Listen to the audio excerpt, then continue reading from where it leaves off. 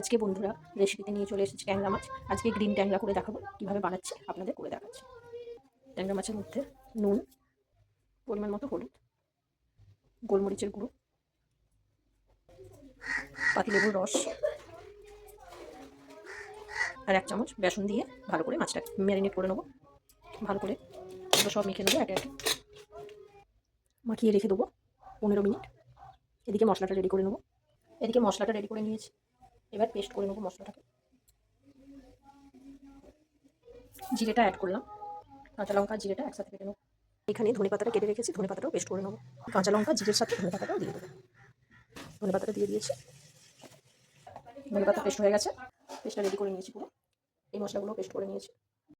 কড়ার মধ্যে পরিমাণ মতো তেল দিয়ে মাছগুলোকে ভেজে নেবো একে একে। এটা গরম হয়ে গেছে, এবার সব মাছগুলোকে ভেজে নেবো। খুব কড়া করে ভাজবো, হালকা করে ভাজবো। মাছগুলো সব হালকা ভাজা হয়ে গেছে, এবার তুলে নেবো।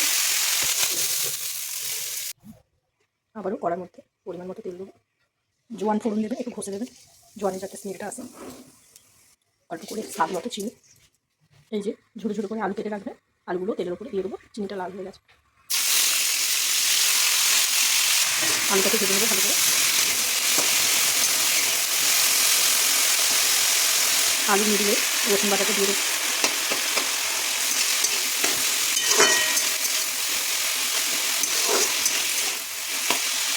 পেঁয়াজ পেস্ট, টমেটো পেস্ট,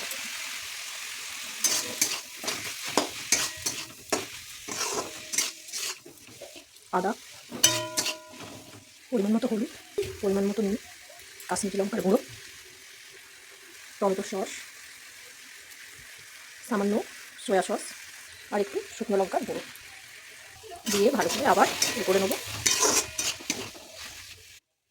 দেখুন কালারটা কি ভালো এসেছে। এইভাবে মশলার সাথে আলুটাকে কষিয়ে নেবো। কষিয়ে এবার মশলা ধোয়া জলটা দিয়ে দেবো।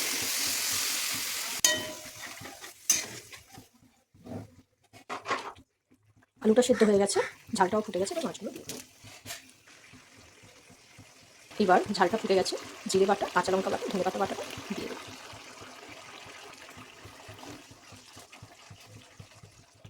দেখুন গ্রিন কালার এসছে, টেস্টও দুর্দান্ত হবে। একবার বানিয়ে ফেলুন বন্ধুরা ঝটপট করে, আমাকে কমেন্টসে অবশ্যই জানাবে কেমন হলো। রেডি হয়ে গেছে বন্ধুরা গ্রিন ট্যাংরা। তাহলে বন্ধুরা ঝটপট বানিয়ে ফেলুন। আজকের মতো টাটা।